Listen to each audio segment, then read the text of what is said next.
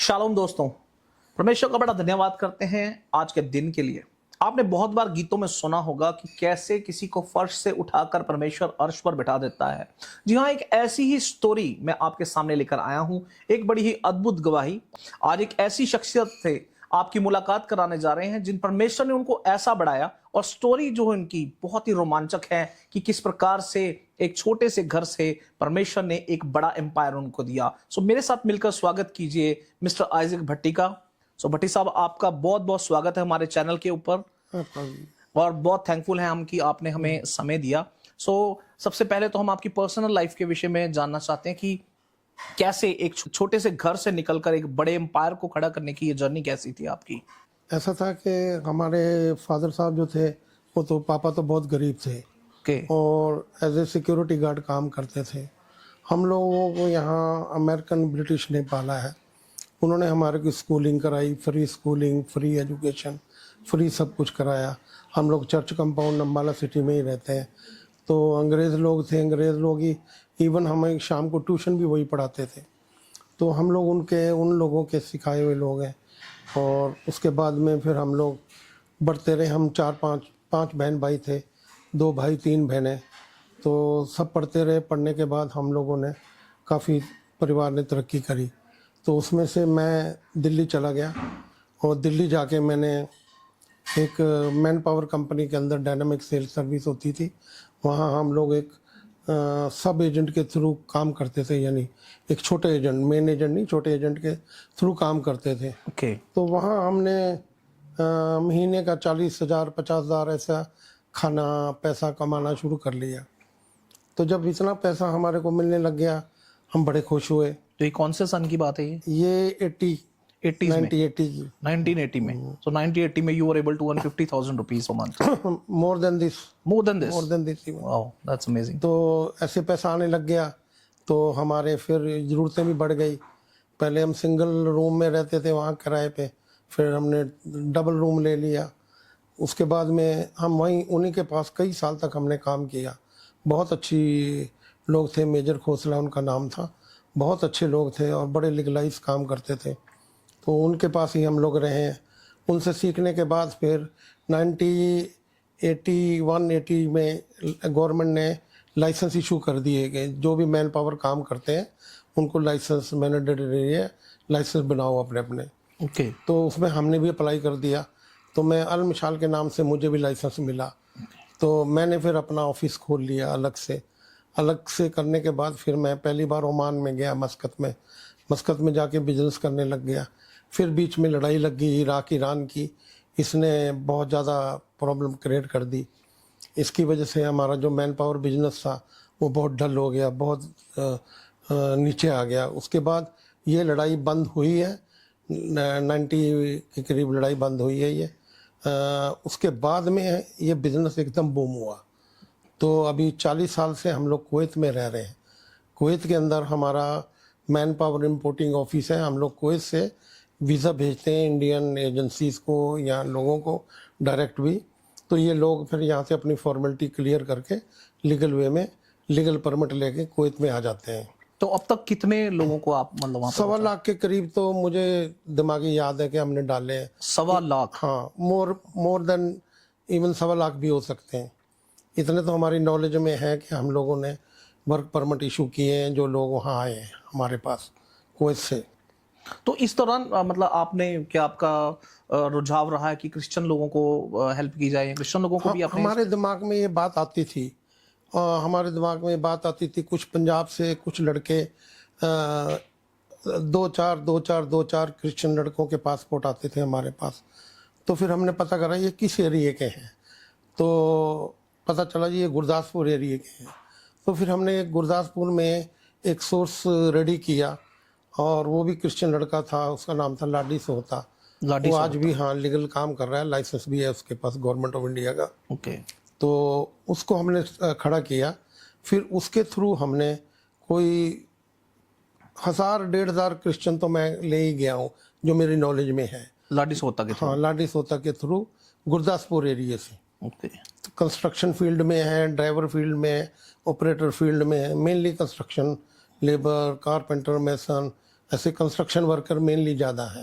Okay. तो ये बड़े गरीब गरीब लोग थे, इनके पास घर भी नहीं थे, झुग्गी टाइप घर थे या घर छोटे छोटे घर थे।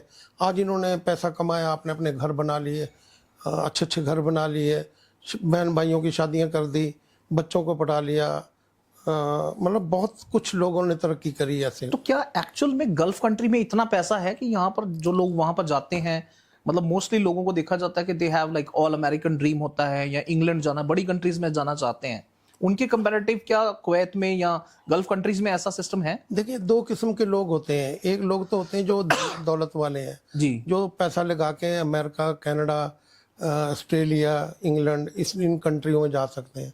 यानी अमेरिका का आज एजेंसी कॉस्ट है किसी की तो वो 45-50 लाख रुपए है, तो हर आदमी अफोर्ड नहीं कर सकता। बिल्कुल। तो वो लोग उधर ही जाते हैं। और हमारे पास जो लोग आते हैं ये गरीब लोग होते हैं, ओके। जो 40-50 हज़ार लाख रुपए के बजट में कुवैत में एम्प्लॉयमेंट लेके आ जाते हैं। तो हम लोग इन लोगों को हमारे पास, हमारे लिए इनफ वर्कर हैं, कोई प्रॉब्लम नहीं है। ओके। हाँ, डिमांड कम है, वर्कर ज़्यादा है। अभी जितने भी हम वर्क परमिट लेके आते हैं, हम अगर हमारे पास 10,000 वर्क परमिट भी हैं तो 20,000 आदमी अवेलेबल है मार्केट में। और कुवैत एक अच्छा कंट्री है क्योंकि इसकी सैलरी स्केल जो है अदर मिडिल ईस्ट कंट्री से ज़्यादा है। ज्यादा है। ओके। तो ये इसमें एक और चीज मैं पूछना चाहूंगा कि इसमें कोई स्पेशल डिस्काउंट वगैरह भी रखा आपने क्रिश्चियंस के लिए? क्रिश्चियंस को डिस्काउंट देते थे हम लोग। ओके। और सबसे बड़ी बात है, देखो पैसे तो क्रिश्चियन भी लगाते थे, जी। हम चांस उनको देते थे। चांस देना भी एक डिस्काउंट है ओके। कि यानी आपने उसको दे दिया, फिर पैसा तो खुद ही कमा लेता है। हाँ, अगर वो 40-50 हज़ार 60,000 रुपये लगा के यहाँ खर्चा करके अपने आप को बाहर जा रहा है, इतनी तो उसकी 2 महीने की सैलरी है। Okay. It is 2 month salary. यानी 30,000, 35,000, 40,000, 3,000, 35,000, 40,000 बजट सैलरी में वो लोग जाते हैं। तो इतनी तो उनकी सैलरी होती, 2 महीने में कमा लेते हैं। उनको कोई हार्मफुल नहीं है ओके। कि उनको चांस दे दो आप। तो मतलब you were the right person to bring the opportunities to Christian people also. यहाँ Christian as well as Hindu, okay. all हर कम्युनिटी हिंदू में। सिंह, हाँ, 1 लाख लड़के हैं जी। इसमें, मेजोरिटी तो सरदारों की है। ओके। तो हर कम्युनिटी ने मतलब फायदा हाँ, उठाया सब- हाँ, आपसे। सबने। तो इसमें आपको ये मोटिवेशन वैसे कहाँ से मिली कि मुझे ऐसा करना चाहिए लोगों के लिए और भी? क्योंकि जैसा अभी मेरी ऑफ कैमरा भी बात हो रही थी, आपने और लोगों को भी इसी का बिजनेस सेटअप भी करके दिया। आपने बताया भी और भी 4-5 लोगों को ऐसा हाँ, business कई लोग हैं। मिस्टर रवि है नंगल से, अब ये सारे लीगल हो गए। ओके। पहले इलीगल काम करते थे, आजकल पंजाब गवर्नमेंट ने इनको लाइसेंस दे दिए तो इन्होंने भी ले लिए। ओके। तो ये सारे लीगल काम करते हैं। तो एक लाइसेंस होल्डर कंपनी है, मिस्टर रवि, एस चौहान के नाम से कंपनी का नाम है। ओके। तो ये लोग नंगल से ऑपरेट करते हैं। इतने बड़े स्केल पर ये इतना बड़ा काम कर रहे हैं, अल मशाल कंपनी है आपकी, तो मतलब there is no such advertisement. Basically you are the one who is bringing all the visas या जो भी उनकी वर्क अपॉर्चुनिटी आप लेकर आते हैं, तो एडवर्टाइजमेंट क्यों नहीं इसकी आज तक इतनी ज्यादा? जरूरत नहीं पड़ती ना एडवर्टाइजमेंट की। एडवर्टाइजमेंट पड़ती है हाईली क्वालिफाइड लोगों के लिए। ओके। और वो होते हैं engineer, doctor, nurses, administrators, MBA educated, IT professional. South से, इसकी पंजाब में इतनी अवेलेबिलिटी नहीं है, वो साउथ से आते हैं। तो फिर हम साउथ की एजेंसियां लीगल जो है, जिनके पर लाइसेंस है, हम उनको काम दे देते हैं। ओके। अलमशाल बहुत एडवर्टाइजमेंट करती थी शुरू में, ओके। उसके बाद एडवर्टाइजमेंट को कोई पढ़ता नहीं आज की डेट में। जी। आजकल जमाना और किस्म का हो गया, जी। अभी जरूरत नहीं पड़ती है ऐड, अखबारों में ऐड लगाने की जरूरत नहीं पड़ती है। ओके। 10 साल पहले अखबारों में आते थे, 10 साल के बाद से अभी कोई भी अखबारों में ऐड आती नहीं है। ओके। तो अभी आपके पास मतलब 2 ऑफिसेस हैं, एक इंडिया में और एक इंडिया में है, एक लाजपत नगर दिल्ली में, लाजपत नगर दिल्ली में है, और दूसरा कुवैत में है। कुवैत में है। तो दोनों बड़ा ऑफिस कुवैत में है। बड़ा ऑफिस में है। तो आप अकेले हैंडल करते हैं ये सब? नहीं, 2 बेटे हैं मेरे आपके साथ, 2 दोनों बेटे हैं। काम करते हैं। तो they take care of everything. हाँ, वो अपना अपना कंपनी है उन्होंने पकड़ी हुई है, ओके। वो अपने आप उनको सर्विस देते हैं। सर्विसेज देते हैं। तो अच्छा, इस सारी आपकी जर्नी के अंदर मैं ये जानना चाहता हूँ कि आपका बिलीवर पॉइंट ऑफ व्यू कैसा था? बिलीवर पॉइंट ऑफ व्यू, देखिए हम लोग तो मिशन स्कूल मोगा के पढ़े हुए हैं, जी। और हम लोगों को जो मसीही एजुकेशन मिली है वो बहुत स्ट्रांग मिली है बचपन से। ओके। कि हम लोग सुबह उठते थे, प्रेयर करो, बेड पे बैठ के प्रेयर करो, उसके बाद जाओ बुर्श वर्श करो, मुँह धो, नहाओ, नहाने के बाद आओ, खाने से पहले फिर प्रेयर होती थी। और एक की नहीं, हम लोग हंड्रेड्स में होते थे, तो प्रेयर होती थी। उसके बाद में फिर खाना खाने जाओ तो खाने के साथ भी प्रेयर करनी है। खाना खा के फिर हमने स्कूल जाना है, हॉस्टल लाइफ थी, स्कूल जा रहे हैं, स्कूल जाते हैं तो स्कूल के अंदर क्रिश्चियन स्कूल है तो उसके अंदर प्रेयर होती थी। और उसके बाद में हम लोग 4 बजे छुट्टी हो जाती थी, फिर आते थे तो स्टडी पीरियड में जाना पड़ता था। स्टडी पीरियड में जाते थे तो वहाँ स्टडी शुरू करने से पहले प्रेयर होती थी, उसके बाद में आते थे फिर खाने की प्रेयर और फिर सोने से पहले प्रेयर। आप बताओ प्रेयर जो थी वो कितनी बार हमारे ऊपर लगती थी, जो टीचर लगाते थे वो प्रेयर जो है वो हमारे दिमागों में आज तक घुसी हुई है। तो स्ट्रिक्ट प्रोटोकॉल था, ऐसा फॉलो करना ही पड़ता था। बहुत स्ट्रिक्ट प्रोटोकॉल था, वो करना ही पड़ता था। ओके। एक आर्मी की तरह एक उन्होंने सिस्टम बना रखा था कि तुमने ये करना है, इस आवर में ये करना है, इस आवर में ये करना है, इस आवर में ये करना है। ओके। तो जब किया है तो समझ भी आएगी, जब दुआ की है तो दुआ का असर भी होगा। तो हम लोग बिलीवर थे, बहुत अच्छे बिलीवर थे, हम लोग खुदा में बहुत बिलीव करते रहे। यहाँ मेरे पापा भी जो थे वो भी बड़े अच्छे बिलीवर थे, हमारे बहन भाई भी सारे बिलीवर हैं, हमारा पूरा परिवार बिलीवर्स है। खुदा ने हमारी शुद्धि ली है, हमें गरीब परिवार को इतना उठाया है कि आज हम सब बहन भाई जो हैं अच्छे खाते पीते लोगों में आए हुए हैं। ओके। कितने बहन भाई हैं आप टोटल? हम 5 बहन भाई थे, एक की बहन की डेथ हो गई थी, अभी 4 बहन भाई हैं। हाँ। तो वो सब भी इसी बिजनेस में इन्वॉल्व हैं या? नहीं, उनके अपने ही बिजनेसेस हैं, वो कनाडा में है। ओके, सब अपने अपने बिजनेस में हैं। Praise God. सो एक चीज मैं जानना चाहूंगा, जैसे आपने अभी बताया भी आपका मिशन स्कूल का जो एक्सपीरियंस है, किस प्रकार से उनका स्ट्रिक्ट प्रोटोकॉल था, तो एक्चुअल में क्या वो प्रोटोकॉल जो वहां पर मिशनरीज के द्वारा दिया गया, ये कितना आपकी लाइफ में, मतलब कितना प्रैक्टिकली कितना काम में आया? बहुत है, आज की डेट में तो है नहीं है। आज की डेट में तो आप ये सोचो कि जो स्कूल हैं प्रोटेस्टेंट क्रिश्चियंस के स्कूल जो हैं वो तो डल हो गए, खत्म हो गए करीब, वो तो रहे नहीं है। जो हैं भी छोटे मोटे, उनकी क्वालिटी क्या है मुझे मालूम नहीं है। क्वालिटी ऑफ एजुकेशन क्या है, क्रिश्चियनिटी के बारे में कितना पढ़ा रहे हैं, किधर किधर स्कूल चल रहे हैं, इतनी नॉलेज नहीं है। पर अभी जो जैसे कैथलिक हैं बड़े ऑर्गेनाइज हैं, उनकी हर यूनिट जो है बड़ी अच्छी काम करती है, हर चीज़ में, वो रिलीजियस में भी, एजुकेशन में भी, हर जगह अच्छे हैं। पर जो प्रोटेस्टेंट क्रिश्चियंस हैं ये लोग गिरे हैं।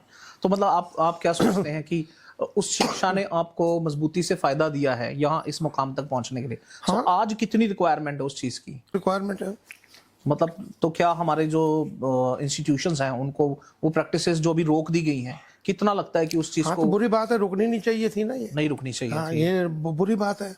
आज बच्चों को मसीह तालीम कौन देगा? आज बच्चों को जो हम लेके आए हैं वो एक्सपीरियंस कहाँ से वो गेन करेंगे? तो एक और इसमें बहुत बड़ा सवाल उठता है कि आप जिस टाइम से निकल के आए हैं उस सारा समय देखना है, बिलीवर्स को आपने देखा है, अभी आज की जो खुदा हालात हैं क्रिश्चियनिटी के, what do you think about that? देखो, जो क्रिश्चियनिटी के हालात हैं प्रोटेस्टेंट क्रिश्चियंस में तो बहुत डल है। ये लोग तो इतने अप टू द पॉइंट नहीं है बिल्कुल भी।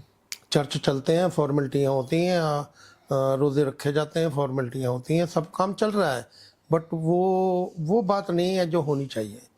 जैसे हमारे लोगों पे ये लोग प्रैक्टिस करते थे हमारे को एक अच्छा मसीह बनाने के लिए, वो तो अब है नहीं इनके पास, वो प्रैक्टिसेस बंद हो गई। तो कहा जा सकता है कि भी इसके अलावा यदि देखा है, पेंटिकॉस्टल अदारा जो है वो काफी बड़ा हो गया है। उनके हमने कोई बड़े स्कूल या बड़े कॉलेज तो नहीं देखे हैं, बट वो भी अच्छा काम कर रहे हैं। उनकी ये जो क्वालिटी ऑफ वर्क है उसकी वैल्यू है। ओके। भट्टी साहब, एक बड़ा विचित्र सवाल मैं आपसे पूछना चाहूंगा। पिछले दिनों में एक मूवी भी आई है गल्फ कंट्रीज को लेकर, जो मिडल ईस्ट के विषय में है, द गोट लाइफ करके। उसमें दिखाया गया कि किस प्रकार से एक मजदूर यहाँ से वहां जाता है और उसको किडनैप करके वहां रख लिया जाता है और उससे पासपोर्ट वगैरह छीन लिया जाता है। एक बड़ी ऐसी काफी स्टोरीज भी सुनने में आती हैं। What do you think about that? उसके विषय में क्या कहेंगे आप? देखो, हम लोग कुवैत में रहते हैं, कुवैत बड़ा मॉडर्न कंट्री है। ओके। Everybody is educated. बहुत बड़े बड़े अमेरिकन स्कूल हैं, ब्रिटिश स्कूल है, फ्रांस स्कूल है, वहाँ बहुत अच्छी एजुकेशन है। तो इस कंट्री में तो इस किस्म की स्लेवरी है नहीं है बिल्कुल भी। ओके। कोई रेयर ऐसा केस आ जाए, कोई बहुत ही तंग कर रहा हो किसी को, तो बड़ा रेयर केस है, अदरवाइज ऐसे प्रैक्टिस में नहीं है। ये थोड़ा बता सऊदी अरेबिया में है। वो क्या करते हैं, जैसे उनके पास हजार ऊँट है, हजार भेड़े हैं, हजार डोंकी है, इनको संभालने के लिए मैन पावर ले जाते हैं और उनको फिर उनके घर, उनके डेरा अलग ही होता है ताकि वो उसको करते, तो वो ज़्यादा देखभाल नहीं करते होंगे, उसके बारे में आप बात कर रहे हैं। वैसे तो नहीं है, क्योंकि उनको भी पता है कि ये 1000 ऊँट कैसे संभालेगा, अगर मैं इसको रोटी नहीं दूंगा तो कपड़ा नहीं दूंगा, बिल्कुल। पैसा नहीं दूंगा तो काम कहाँ से करेगा। स्लेवरी तो है नहीं है। लेबर लॉ जो है आज के डेट के अंदर कुवैत के और मिडिल ईस्ट के बड़े स्ट्रांग है। ओके। अगर कोई वर्कर जाके कोई कंप्लेंट कर देता है तो उसको बड़ी जिसके विरुद्ध कंप्लेंट होती है उस पर बड़ा एक्शन लिया जाता है। तो ऐसा तो मैं नहीं मानता हूँ कि अभी ये है, वो जमाना चला गया। सो भट्टी साहब, बीइंग इनटू दिस इंडस्ट्री, जहां आप वर्क परमिट मुहैया करवा रहे हैं, एक बड़ा सवाल जो है खड़ा होता है। अभी इन्हीं दिनों में ट्रम्प जो हैं सत्ता में आते हैं।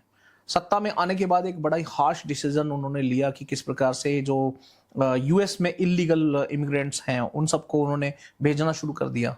सो इसके विषय में आप क्या सोचते हैं? सर, ये तो 50 साल से जो इलीगल इमिग्रेंट हैं अमेरिका में एंटर कर रहे थे थ्रू मैक्सिको, कोलंबिया, जो वो साउथ अमेरिकन कंट्रीज हैं ना, छोटे छोटे से, वहाँ तो उनके चले जाते हैं, फिर वहाँ से बॉर्डर क्रॉस करके कैसे भी अंदर ये घुस जाते थे। Okay. तो पहले तो इनको कोई पूछता नहीं था, क्योंकि लेबरर्स की वहाँ बड़ी ज़रूरत रहती थी, फार्म हाउस में और इधर उधर, तो ये लोग वहाँ चले जाते थे, चुप करके अपना काम करते रहते थे, पैसे कमाते रहते थे। अब जब बहुत ज़्यादा हो गया, ये पिछले 3 साल, 4 साल, 5 साल के अंदर जो बाइडेन की गवर्नमेंट थी, इसने टोटल ओपन ही कर दिया था, रोक ही नहीं रहे थे बिल्कुल भी किसी को।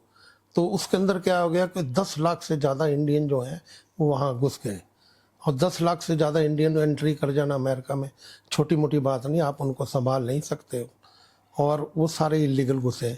इलीगल तो पहले से भी जाते थे, पहले एडजस्ट कर लेते थे, अब उनके अंदर एडजस्ट करने की कैपेसिटी नहीं रहेगी अमेरिका के पास, उसको फोर्सली इनको बाहर भेजना पड़ रहा है। तो अब ये लोग आ रहे हैं, ये कोई क्रिमिनल नहीं है, ऐसे वो इल्ज़ाम लगा देते हैं ये क्रिमिनल है, इनको हथकड़ियाँ लगा दी, ये उनका प्रोसीजर है। एक जहाज के अंदर 100-150 आदमी भर के ला रहे हो आप, अगर जहाज में ये वायलेंट हो जाए, लेबर उल्टा मारने लग जाए, वो 4 आदमी का क्रू कैसे संभालेगा प्लेन को? तो बेसिकली सेफ्टी के लिए वो इनको पकड़ के चेन वगैरह लगा के लेके आते हैं। और जो इनको निकाल रहा है उसमें जो सरकार का भी सोच है कि ठीक है, क्या कर सकते हैं, क्योंकि ये लीगल तो गए नहीं, इलीगल गए। लीगल गए होते तो सरकार आवाज उठाती, भाई इनको क्यों भेज रहे हो, आपने इनको लीगल एंट्री दे रखी। इलीगल एंट्री थी तो सरकार का भी मुंह बंद है, क्या कर सकती सरकार। बिल्कुल। तो जहां ये 50-50 लाख लगा के यूएस जा रहे हैं, वहीं आप 50,000 में एक मतलब एक अच्छा वीजा और एक अच्छा लाइफ स्टैंडर्ड जो है। जो 50,000 रुपया लगा के जाता है वो 2 महीने 3 महीने में कुवैत, इधर दुबई, इधर में पूरा कर लेता है अपना पैसा जी। ये जो 50 लाख रुपए लगा के जाते हैं, ये 1 साल में 50 लाख रुपए अपना अमेरिका में पूरा कर लेते हैं जी। ये भी अच्छा, ऐसे बेवकूफ नहीं है जो 50 लाख आपको दे के जा रहे हैं। ओके। देखो ना, मुझे आप दे दो 50 लाख, क्यों दोगे आप? नहीं दोगे, पर आपको मतलब है आप दोगे, मतलब के अंदर मतलब है कि मैं पैसा कमाऊंगा बाहर जाके। तो इसलिए ये लोगों ने पैसा लगा के वे बाहर गए और लोग एडजस्ट भी हुए, लोगों को फायदा भी हुआ बहुत लोगों को। इसमें एक और चीज मैं आपसे जानना चाहूंगा, जैसे थ्रू आउट आपके 40 इयर्स का एक्सपीरियंस हो गया है, तो इस प्रकार से इलीगल एंट्री करना आपको कैसा लगता है? भी बुरी बात है, बुरी बात है, नहीं करना चाहिए। देखो ना, कहीं मर भी जाते हैं, कहीं फायरिंग हो जाती है जी, कहीं गोली चल जाती है, मार दिए जाते हैं, या भूखे पैसे रखे जाते हैं, या वहाँ ड्रग लॉर्ड्स हैं वो ये माफिया काम करते हैं, और वो लोग फिर स्लेव बना के रखते हैं इनको। कोई जी रहा है, मर रहा है, कोई दवाई दे रहे हैं किसी को नहीं दे रहे। वो लाइफ नहीं है ये इलीगल एंट्री की। So Kuwait is better? Kuwait better है, कुवैत बेटर है, कनाडा बेटर है। कनाडा में लोग गए, लीगल गए, स्टडी के गए हैं, वहाँ जाके काम कर रहे हैं। मैं कनाडा में गया था अभी, 2 बार मैं कनाडा होके आया हूँ, तो मैं देख रहा हूँ हर जगह इंडियंस काम कर रहे हैं। हर वहाँ टिम मार्टिन एक कॉफी चेन है जी, उसके अंदर लोग ज्यादा उसी को यूज करते हैं वहाँ पे जी। जैसे यहाँ KFC है, ये भी है वो लोग, पर ज्यादा टिम मार्टिन यूज करते हैं। तो टिम मार्टिन हम जाते हैं, सारे इंडियंस लगे हुए हैं। ये बच्चे वही हैं जो पढ़ाई के बेस पे यहाँ से गए हैं, वहाँ जाके इन्होंने वर्क परमिट ले लिया, काम कर रहे हैं। तो कभी आपको ऐसा नहीं लगा कि मुझे मतलब इससे और भी और कंट्रीज का भी करना चाहिए शुरू, सिर्फ मैं गल्फ कंट्रीज का कर रहा नहीं, हूँ? हमें प्रॉब्लम है ना, हम लोग कुवैत का काम करते हैं तो हम इसराइल का काम नहीं कर सकते, ओके क्योंकि हमारे जो कुवैत गवर्नमेंट है वो इसराइल को रिकॉग्नाइज नहीं करती है, ओके तो इसलिए हम लोग वहाँ का काम नहीं कर सकते, तो हम नहीं करते हैं, हम अपने कुवैत में ही मस्त रहते हैं। ओके। तो आपको इनफ लगता है अभी तक इतना जितना आपने किया है, या और लगता है कि और बड़ा कर सकते थे? मेरे हिसाब से तो मैंने बहुत किया, अपनी ज़रूरत से ज़्यादा कर लिया मेरे हिसाब से, यानी आई एम सेटिस्फाइड ओके कि मैंने ज़रूरत से ज़्यादा काम किया है। इतने लोगों को एम्प्लॉयमेंट देना है, इतना दिन रात वहाँ भागना, कुवैत से ऑपरेट करना छोटी मोटी बात नहीं थी, बट खुदा ने बहुत साथ दिया, प्रभु ने बहुत साथ दिया, और ये लोग भी बड़े अच्छे हैं, कुवैती लोग भी बहुत अच्छे हैं, बुरे नहीं हैं। ओके। ये यहाँ मुस्लिम हिंदुओं वाला चक्कर वहाँ नहीं है, बिल्कुल वहाँ बिल्कुल नहीं है, कुछ नहीं कहते वो, एक्सेप्ट करते हैं। तो वो कुछ नहीं कहते, अपने काम से मतलब रखो, खत्म। तो कुछ लोगों का तो ऐसे ही मतलब बातों जैसे बात करते हैं बैठ के, तो कहते हैं वहाँ एक्सेप्टेंस नहीं है हमारी। कुछ भी नहीं, वो उनकी कॉलोनियाँ ही लगा है, ओके जिधर वो रहते हैं उनकी कॉलोनियाँ लगे हैं, वो अपनी कॉलोनियों में रहते हैं, हम अपनी कॉलोनियों में रहते हैं। मिलना जुलना ये जो है बहुत कम है, अगर कोई हम एक दूसरे को मिलता जुलता तो हम उसको इज्जत देते हैं। वहाँ क्राइम तो कोई कर ही नहीं सकता, कानून बड़ा सख्त है, इसलिए कोई करता ही नहीं बात ऐसे, तो कानून के अकॉर्डिंगली चलते हैं सब, सब कानून से डरते हैं। डरते हैं। तो इंडिया की तरह नहीं है। नहीं नहीं नहीं। तो एक और मैं आपसे चीज जानना चाहूंगा, what do you think about contribution of Christianity in India? ये देश की अगर तारीख के ऊपर जाओ आप, तो इस देश की तारीख बड़ी अजीब तारीख है। ये देश जो था वो ये मुगलों का गुलाम था, और मुगलों ने सब कुछ ही ख़त्म कर दिया था। मुगलों ने आए यहाँ, उन्होंने, क्रिश्चियन तो उस समय थे ही नहीं, होंगे भी तो बड़े रेयर होंगे, उनका तो कोई नाम ही नहीं था। ये जो मुगल आए इन्होंने ज़्यादातर हिंदूस को बहुत अफेक्ट किया, और फोर्सली कन्वर्सेशन करने लग गए, फोर्सली मुस्लिम बनाने लग गए, और लॉ बना दिए राजाओं ने। राजा बड़े क्रूर थे, बड़े टफ रूल थे। उसके अंदर क्या हुआ कि इनके ऊपर जो अत्याचार हो रहे थे उसको देखते हुए प्रभु ईसा मसीह को भी ये लगा कि इस देश को भी आज़ाद कराना चाहिए मुगलों से, तो उन्होंने मसीह सेना भेजी। अच्छा है। मसीह सेना को बोलते हैं ब्रिटिश आर्मी, ब्रिटिश आर्मी। वो मसीह सेना थी। वो मसीह सेना आई है यहाँ, कलकत्ता में आई है, किधर किधर आई है, ये तो तारीख जानती है। वो लोग लड़े आके इनके साथ, और वो लड़े हैं तो उनके पास टेक्नोलॉजी थी। टेक्नोलॉजी यानी वो राइफल लेके घुसे थे। करपानों से तो मैं आज भी आपको दावा करता हूँ, करपान की लड़ाई करके अंग्रेज मुगलों से राज नहीं ले सकते थे। वो तो टेक्नोलॉजी लेके आए, बंदूकें लेके आए, उन्होंने इनको मारा, आस्ता आस्ता आस्ता आस्ता मारा, मार मार के एक दिन इनको ख़त्म करा, और ये देश मुगलों की गुलामी से गया और ब्रिटिश हुकूमत में आ गया। अब ब्रिटिश हुकूमत ने फिर जैसे भी हमारे लीडर्स ने हिम्मत करी है, ब्रिटिश से भी ले लिया। Okay. तो इस देश को तो आज़ाद कराने वाले मसीह हैं, और ये मसीहों को तंग करते हैं। इनकी आरएसएस की पॉलिसी या बीजेपी की पॉलिसी ये है कि मसीहों को तंग करो, इनके ऑर्गेनाइजेशन को बंद कर दो, इनके एनजीओ को बंद कर दो, उनको फंडिंग नहीं होनी चाहिए, उनके पास पैसा नहीं होना चाहिए, ऐसे से कर रहे हैं और हो रहा है। It is wrong. Christian are the true partner of this country, Okay. and especially with the Hindus. ये बहुत सारे लोग नहीं जानते। खैर, this is a strange angle which mister Bhatti has shown अस, जो हमें किसी को भी नहीं मालूम, कोई, और मेरे ख्याल से किसी ने आज तक शायद ऐसा सोचा भी नहीं। आप देखिए ना, हमारी ब्रिटिश आर्मी आज की डेट में मुसलमानों से लड़ रही है, कहीं भी ले लो, चाहे इसराइल में ले लो, चाहे कहीं ले लो, आज की डेट में भी इनके साथ लड़ाई चल रही है।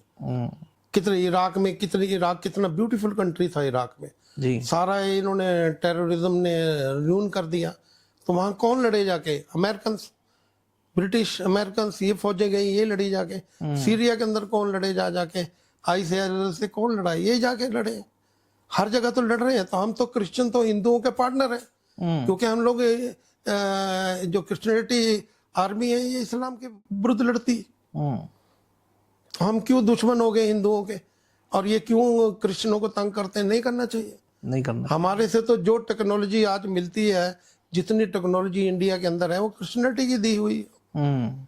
साइंस ले लो, टेक्नोलॉजी ले लो, हर चीज जो है दी रखी। जहाजों से लेके बम तक इनके पास जो है सब क्रिश्चियन कम्युनिटी के बनाए हुए हैं। कॉलेज ले लो, आज एजुकेशन कितने, आज इंडिया जो एजुकेशन का हब है और कितना अच्छा एजुकेशन लोग हैं इंडियंस के पास। आज जो हम लोग फॉरेन में राज कर रहे हैं सिर्फ एजुकेशन के बेस पे राज कर रहे हैं। और ये एजुकेशन कौन लाया यहाँ? ब्रिटिश। और कितने इनके कॉलेज, कितने इनके बड़े बड़े स्कूल हैं जहाँ के अंदर वो लोग हिंदुओं को ट्रेंड करते हैं। क्रिश्चियन इतने कहाँ है? एक कॉलेज में क्रिश्चियन कितने होंगे? 4 होंगे, 5 होंगे। पर अगर वहाँ 2000 स्टूडेंट हैं तो आप मान के चलो कि वो 2000 तो हिंदू है। तो किनको ट्रेंड करते हैं आप? किसको रेडी करते हो? क्या क्वालिटी आप तैयार कर रहे हो ह्यूमंस की? वो तो क्रिश्चियन करते हैं ना, क्रिश्चियन स्कूल करते हैं। उनका कंट्रीब्यूशन तो देश के लिए बहुत अच्छा है। बहुत अच्छा है, बट स्टिल नॉलेज नहीं हो रहा। लीडर नहीं है हमारे पास कोई बोलने वाला। हमारे पास लीडर नहीं है, तो इसमें किसकी कमी देखी जाएगी? ये क्या हमारी इंस्टीट्यूशंस की कमी कि हम एक अच्छा लीडर नहीं तैयार कर रहे हैं, हमारे चर्चेस की कमी है? वक्त की कमी है जी, वक्त के हिसाब से लीडर आते हैं, वक्त के हिसाब से। सो लास्ट में एक चीज आपके थ्रू आउट होल एक्सपीरियंस है, हमारी जो यूथ है स्पेशली जो इसे देखने जा रही है, आई वांट कि वो सब लर्न करें कि मेहनत के साथ साथ मसीह में बने रहना किस प्रकार से उन्नति दे सकता है। एक कहावत है, हिम्मत मर्दे मर्दे खुदा। जी, जो आदमी हिम्मत करने वाला बच्चा है उसको प्रभु भी उसकी हेल्प करता है। और मैं तो यूथ के लिए यही कहूँगा कि ज़्यादा से ज़्यादा मेहनत करें, ज़्यादा से ज़्यादा मेहनत करें, नशे पत्तों से बच के रहें और मेहनत करके अपने को बढ़ाएं, परिवार को बढ़ाएं, माँ बाप की सेवा, बहन भाइयों की सेवा, हर जगह जहाँ भी कंट्रीब्यूशन हो सकता अपना करें। ये मसीह बच्चों के लिए मेरी तो तालीम। So that is all from mister Bhatti. मेरे अजीजों, सचमुच में परमेश्वर भी उसी का साथ देते हैं जो अपना साथ खुद देना चाहता है। तो आपने एक एक्सपीरियंस व्यक्ति से सुना जिनका 40 साल का एक्सपीरियंस है इस इंडस्ट्री में, और उनका ये भी कहना है कि हमें इलीगली कहीं नहीं जाना चाहिए, लेकिन हमें लीगली जो है परमेश्वर के अनुग्रह में रहकर शिक्षा प्राप्त करके और एक अच्छे करैक्टर के साथ आगे बढ़ना चाहिए। होपफुली उनकी जीवन गाथा से, उनकी जीवन की इस पूरी स्टोरी से आप कुछ ना कुछ जरूर सीखे होंगे, और मैं उम्मीद करता हूं आने वाले दिनों में इन बातों से आपके जीवन में भी उन्नति आएगी। जैसे परमेश्वर ने उन्हें बढ़ाया, परमेश्वर आपको भी बढ़ा सकते हैं। इन बातों के साथ अलविदा चाहेंगे। शालोम।